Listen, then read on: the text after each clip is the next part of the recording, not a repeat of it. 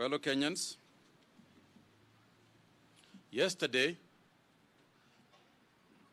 I cautioned you that our numbers are likely to rise. Today, we have a new high of 47 persons who have tested positive to the disease. Thus, Kenya now has 581 people who have tested positive from the beginning. In today's number, 32 persons are from Mombasa, while 11 are from Nairobi. We now have 2 cases in Busia, 1 in Kiambu, and 1 in Kwale. Again, the cases in Mombasa are mainly in Old Town, with 18 cases, 18 additional cases being from the Old Town, and 5 additional cases here in Nairobi, again going to Eastleigh. In terms of number, in terms of gender, once again, we have 31 who are male and 16 who are female. We are also lucky today that we have released 8 persons. 8 persons have been discharged, which brings the number of discharged persons to 190. On a sad note, though, I want to inform you that we have lost an additional 2 persons from coronavirus disease in Mombasa, bringing this number to the number of deceased persons to 26.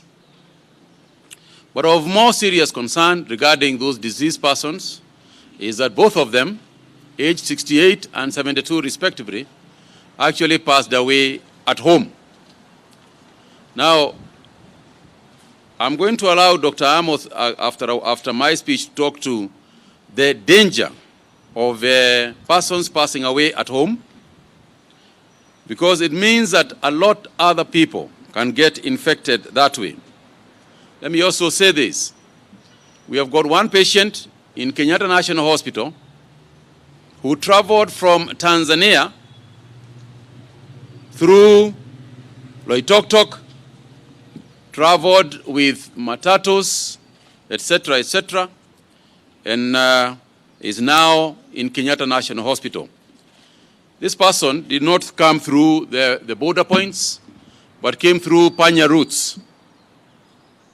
Now, the problem with this is that the citizens, as I have said before, we Kenyans, the people in those areas, are the ones who should actually have reported the sighting of this gentleman. Because, as we well know, the borders are porous, they are lengthy areas, and it is very difficult for police on their own to be able to monitor who is coming across the various areas that we have mentioned. And therefore, when that happens, it is the population that is going to suffer. As I alluded yesterday, we have identified some epicenters where the numbers have continued to grow. These are especially Eastleigh in Nairobi and Old Town Mombasa. The situation in those areas has now become of serious concern. In order to contain the spread of infection in these 2 particular areas, the government has recommended that further containment measures will be followed. Subsequently and pursuant to Rule 3 of the Public Health COVID-19 Restriction of Movement of Persons and Related Measures, Rules 2020, Legal Notice 50, the Ministries of Health and that of Interior Coordination of National Government have directed as follows. There shall be cessation of movement in and out of Eastleigh area of Nairobi with effect from today, the 6th of May 2020 at 7 p.m. for the next 15 days. There shall be cessation of movement in the area known as Old Town in Mombasa with effect from today, the 6th of May at 7 p.m. for the next 15 days. There will be closure of any markets, any restaurants, and eateries within those two areas. That is, the area of Eastleigh in Nairobi and Old Town in Mombasa, with effect from 6 May 2020 at 7 p.m. for the next 15 days. Further, the government has also said that the cost of targeting testing and quarantine and government quarantine facilities shall be met by the government. Kenyans should therefore forthwith not be afraid. Let me repeat that. Effective today, government quarantine facilities will be occupied by those told to do so by the Ministry of Health. Will be given that facility free of charge. This is to facilitate those who may feel that they do not want to go for testing because of the cost of quarantine. That is no longer the case. These measures are not intended to punish anybody in those affected areas. Rather, these measures are supposed to protect those in those areas who may get the disease from movement of persons. Now, let me explain what that means.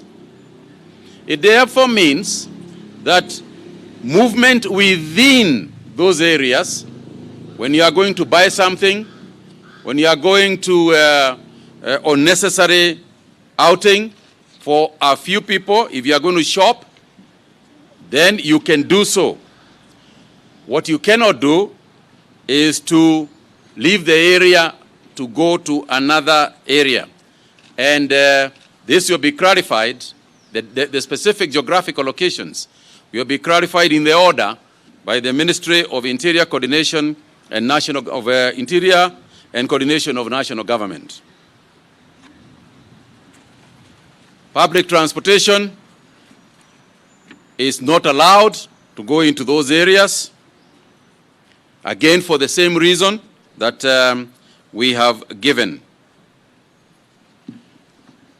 And as I said, and I want to make it clear, is that this cessation of movement is essentially to protect those within those areas and those in the rest of the towns from infection. As we continue to provide protective equipment to our healthcare workers, I also want to urge institutions to be accountable for what they have received. We have observed that some unscrupulous individuals are selling PPEs when delivered to their institutions. I want to warn that such individuals will be arrested and face criminal charges, because that is theft. And not only is it theft, it is theft at a very, very bad time. Before I proceed, there are other measures that we have taken in Mombasa, particularly to do with the area of transportation, and I want to invite CS Macharia to talk to those issues.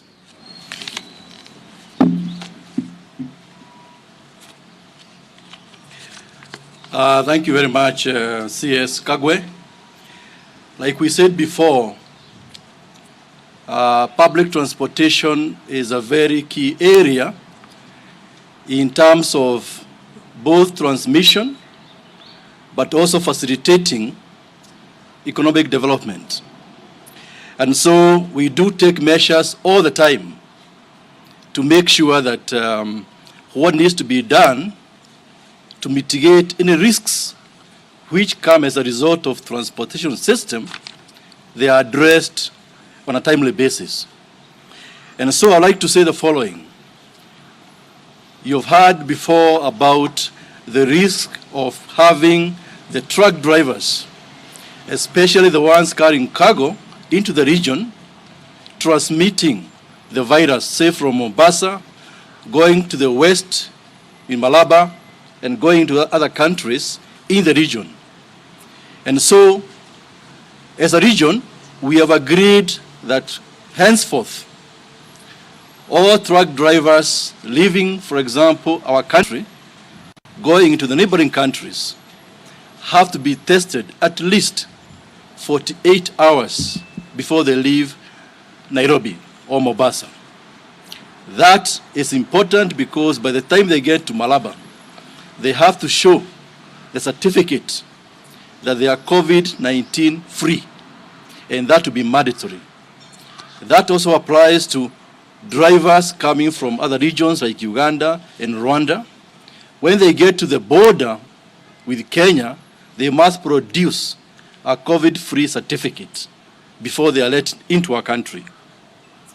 And so, because of this, we would like to also require that all drivers going into Mombasa Port, all drivers going to Nairobi ICD, all drivers going to Naivasha ICD to carry transit goods before they are let into those facilities, before they are let into Port of Mombasa, ICD Nairobi, or ICD Naivasha, they must produce that COVID-free certificate. Otherwise, they will not be allowed to get into the port. Secondly, they have to be tested, like we said before, every 14 days. Every 14 days, so the certificate to be valid for only 14 days. Thereafter, they must show that it's actually been renewed. Let me also say, like what Waziri has said about the port of Mombasa. The port, as you know, has been identified as one of the hot spots. Before COVID, Mombasa Port was employing 6,200 people, members of staff. And so what we decided now, and given directives, is that only the core business, only the core functions will remain at the Port of Mombasa. And this is loading of cargo from the ships, and also loading cargo onto the ships for exports.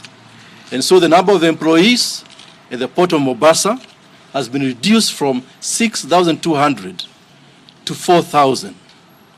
The rest of the staff have been asked to stay home, in addition to the ones we've asked to stay home before. For example, we had insisted that anybody above 58 years had to stay home, even if he or she was in a core mandate, core function. And then secondly, we have insisted the other hygiene issues had to be followed very diligently. Washing of hands, sanitizers, non-use of lifts, all those other interventions still continue. Let me also, Waziri, briefly mention about the commuter rail. As you know, we have taken certain measures for matatus. But for the commuter rail, which carries between 40 and 50,000 people every day, that was also identified like a major risk area in terms of transmission.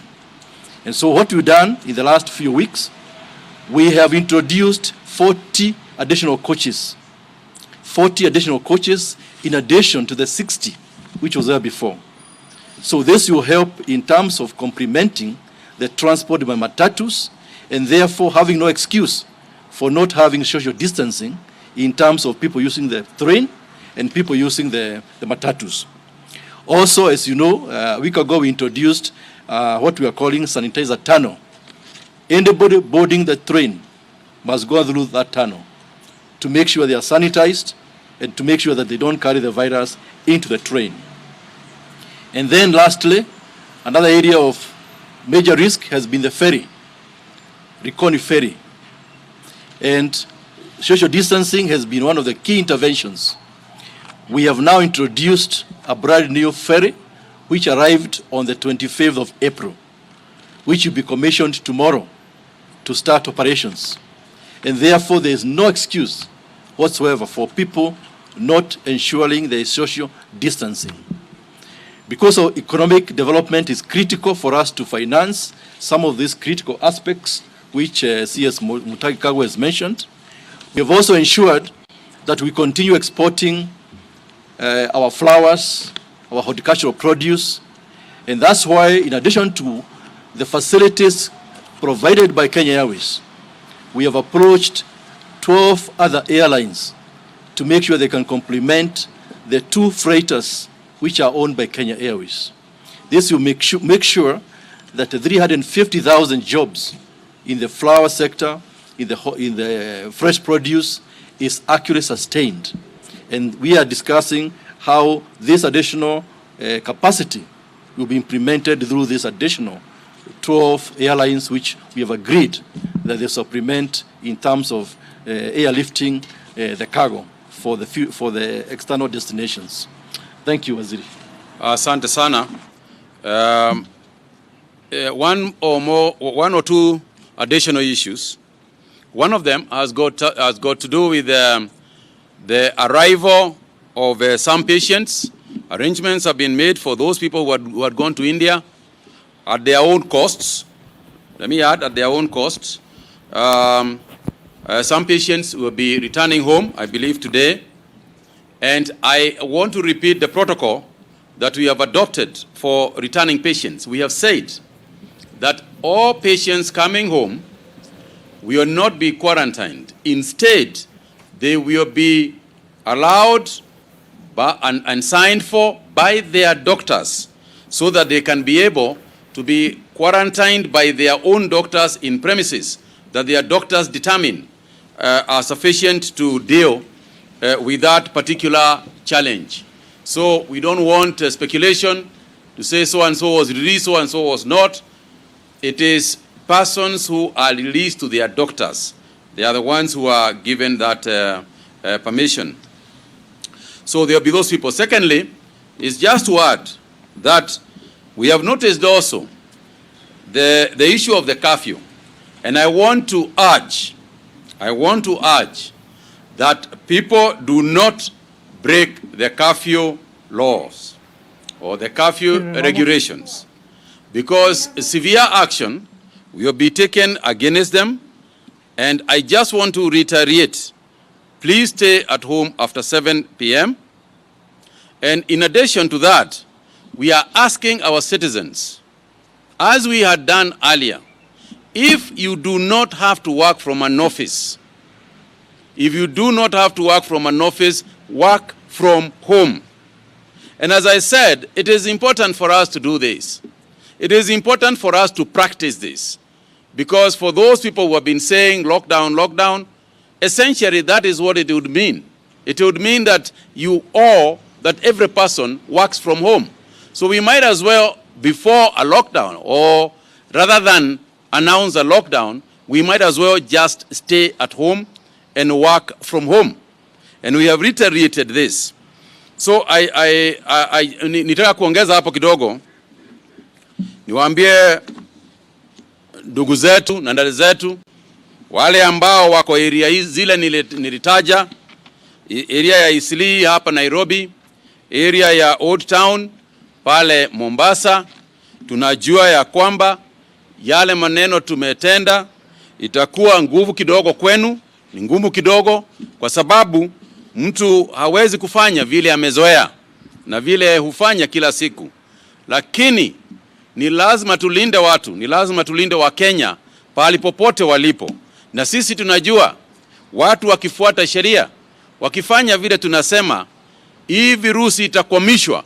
Hapo ndani ndio wale ambao wameambukizwa na hiyo virusi wawekwe katika quarantine facility. Wakati huo kutakuwa na testing, itaongezwa huko hizo area ya Eastleigh. Tumekuwa huko tukifanya testing, ndio tumeelewa ya kwamba iko hiyo shida.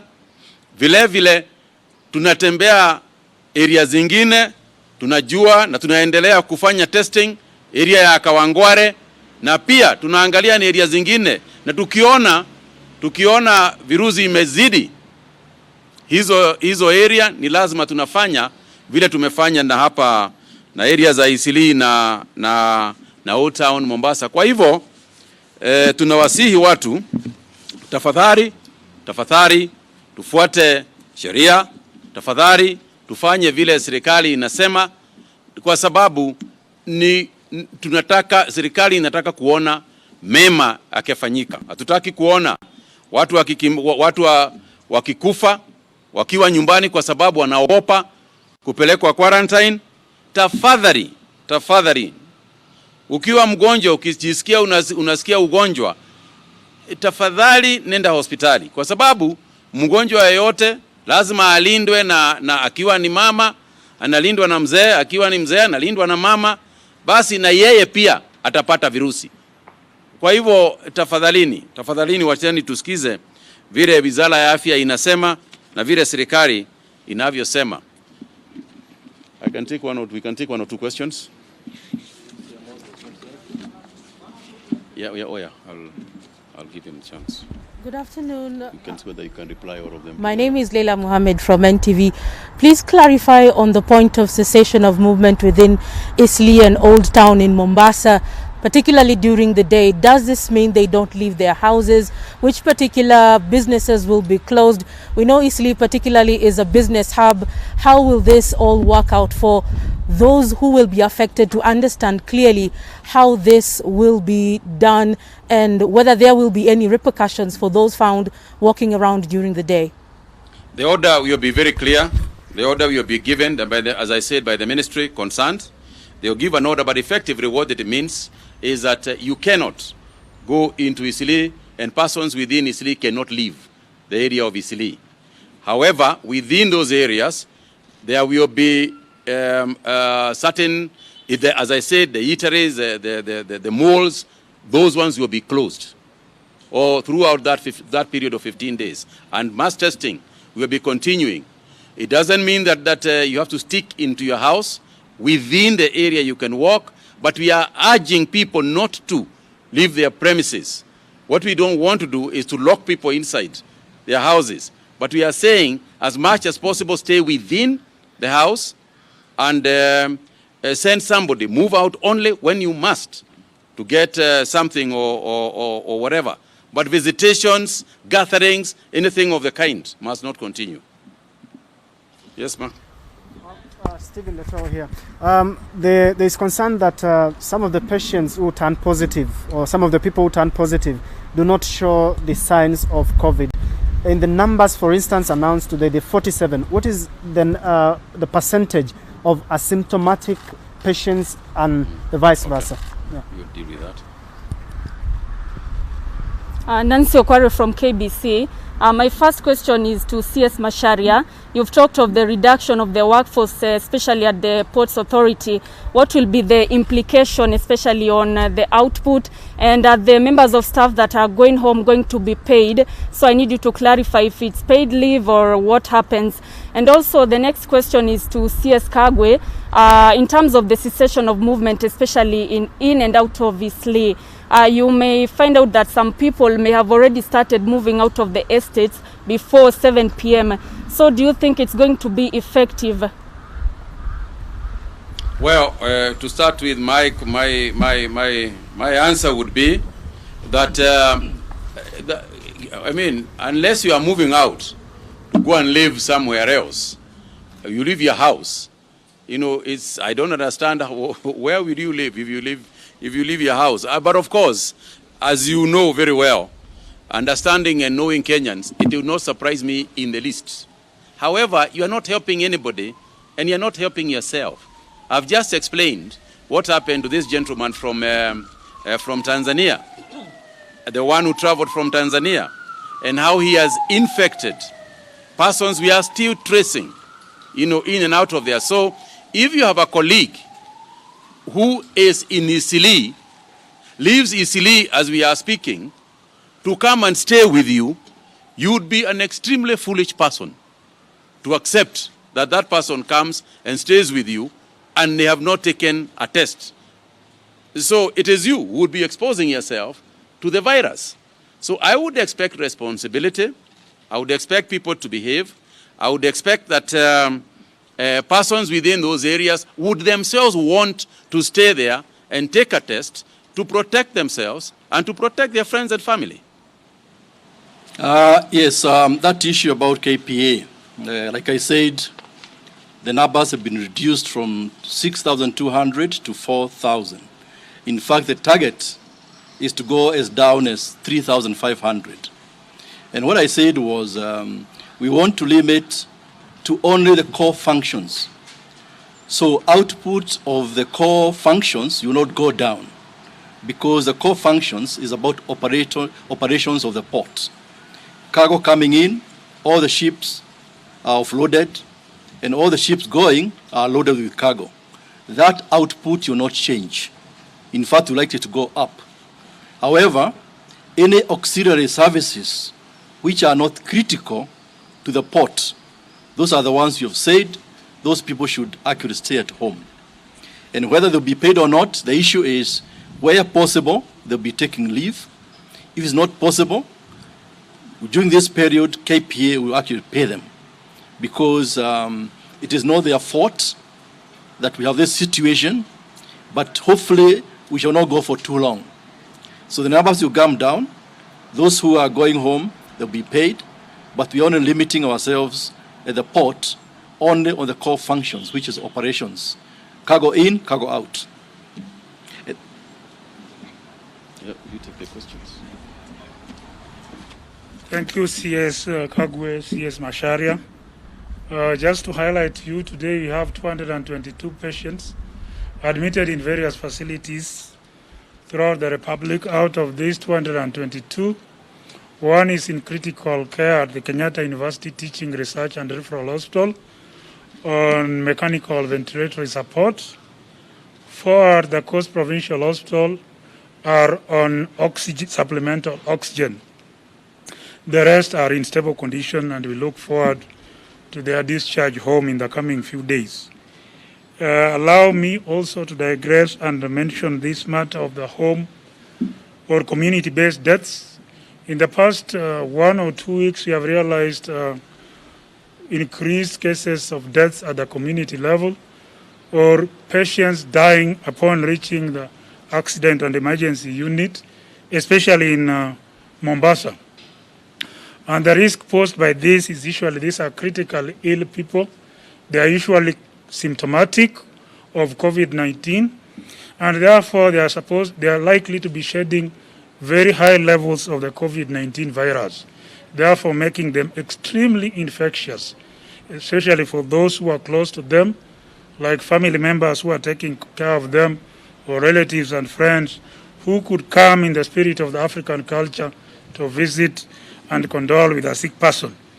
So our appeal, especially to our colleagues, our friends at the coast, is to ensure that you call 719 in case you are feeling unwell. We still remember the symptoms of COVID-19. One is a dry cough, the other is running a temperature or high fever, and also difficulty in breathing. If you experience any of these symptoms, please call 719. And remember, we have ambulances also stationed in Mombasa, which can quickly respond through the rapid response teams to be able to pick you and take you for healthcare attention.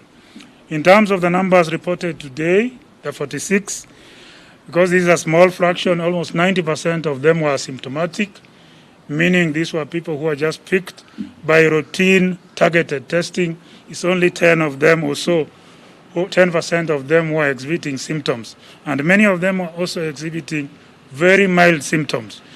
Remember also we are in the flu season. Kenya has 2 flu peaks. One is from March to May, and the other one starts from around July to September. So it is very difficult to be able to distinguish the ordinary flu from COVID-19 symptoms because they have a similar symptomatology. So it's better to err on the side of caution. Even if you think you have ordinary flu, please call 719 and you'll be given assistance. Thank you. Thank you very much. Asante Waziri.